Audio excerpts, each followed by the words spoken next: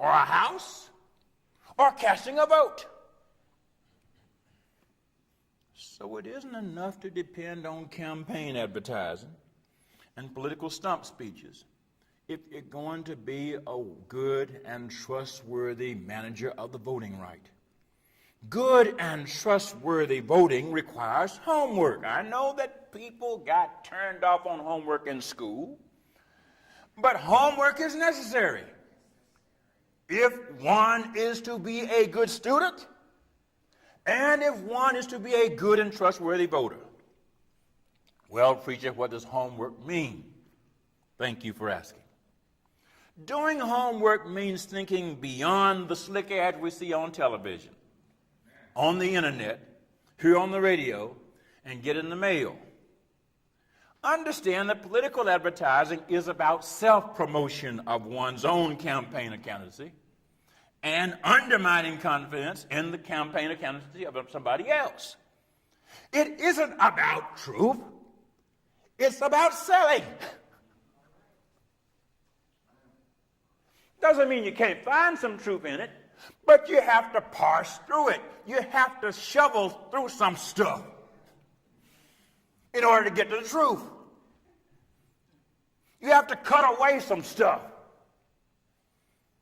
in order to get to the truth. Now, they don't tell you what stuff you got to cut away, and they don't give you a shovel. That's the homework. Good and trustworthy voting isn't based on what candidates and campaigns say about themselves or say about their opponents.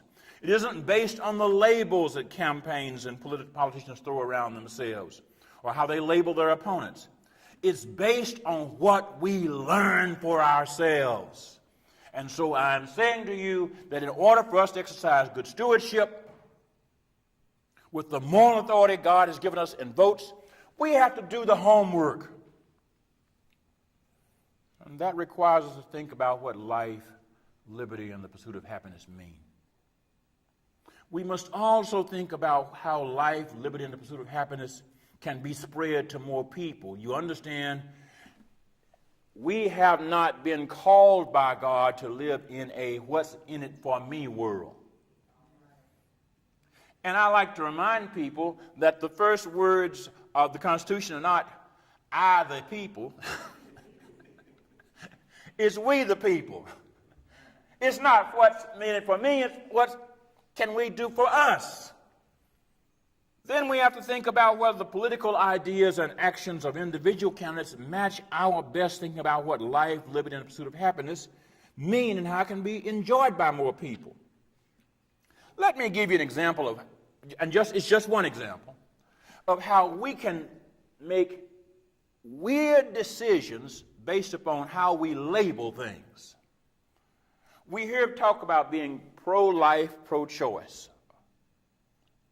And I sometimes cringe when I hear those questions because it isn't enough to vote for or against a candidate based on the label of being pro-life, as that term is used in the debate about abortion. Because most of us understand that most of life happens outside the womb.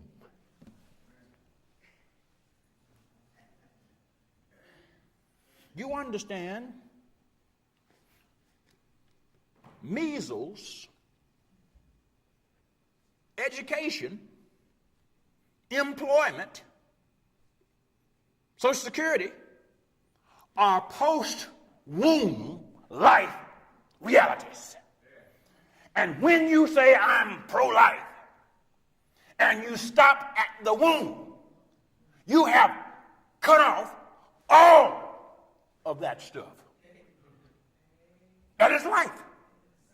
I'm not saying that what happened before birth isn't life. I'm simply saying that's not all life is. And for me or anybody else to tell you that you have to decide how to vote based upon what happens in the womb is to give you a false, a small-minded notion of life. Now, it's either small-minded or it's terribly hypocritical. Let me say it's small-minded at best. What do I mean by small-minded? Most intelligent people realize that most life happens outside the womb. So it takes a very small mind to say that if you are pro-life, you are basing your decision on 9 months of gestation.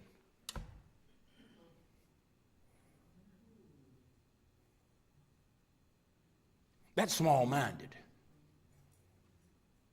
At best. Now, because I am going to give you the alternative view, let me give you that worst side. It's hypocritical. Because you understand that what happens really in life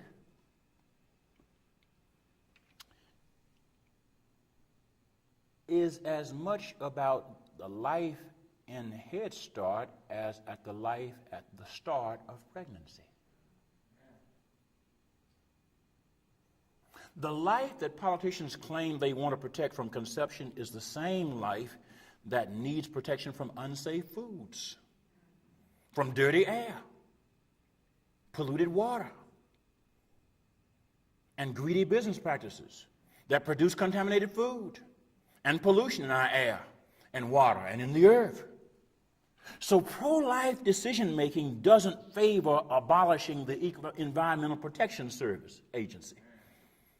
Pro-life decision-making doesn't mean you shut down the Food and Drug Administration.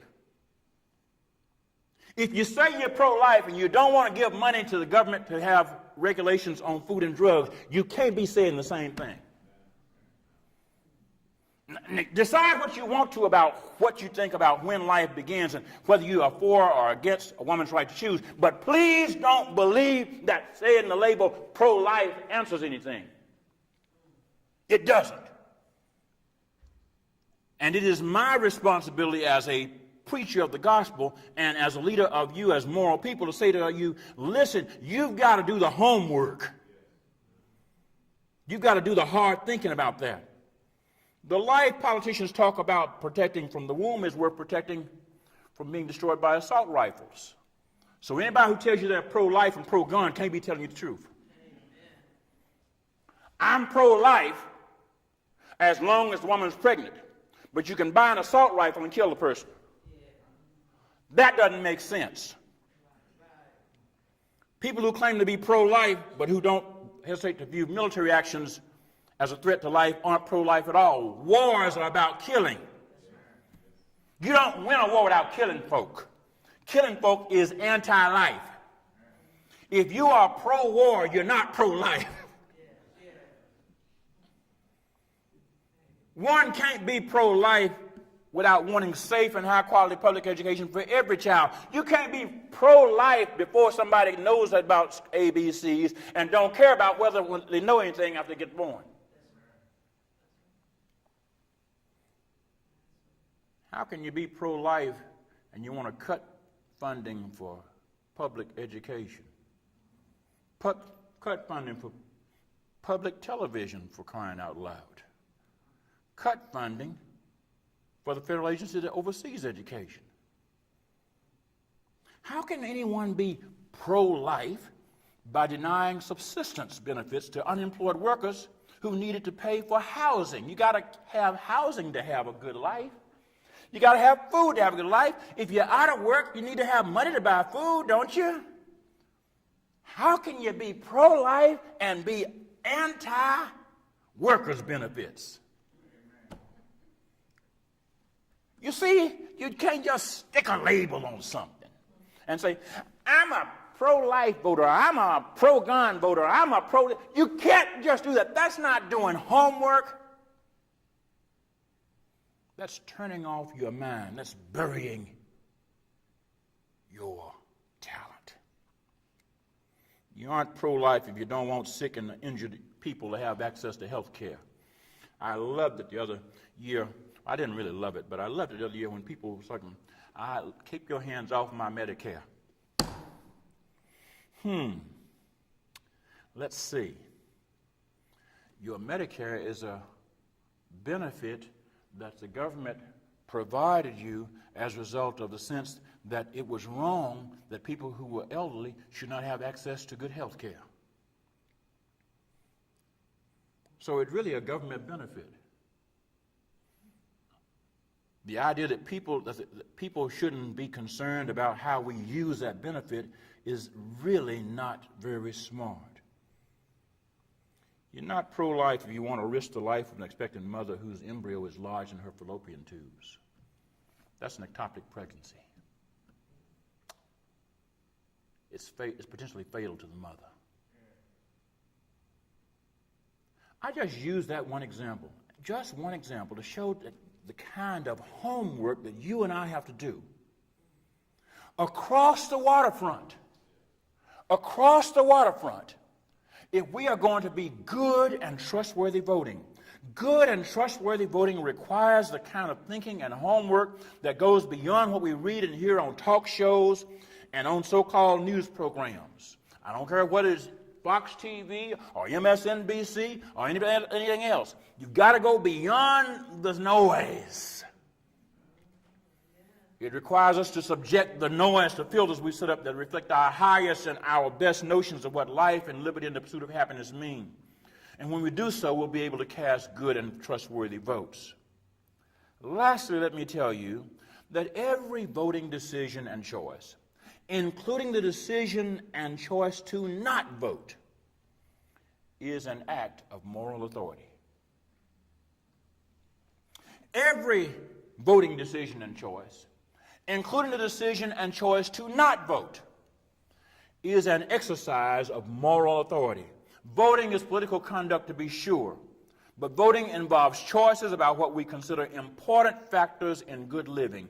Voting is an act of moral authority.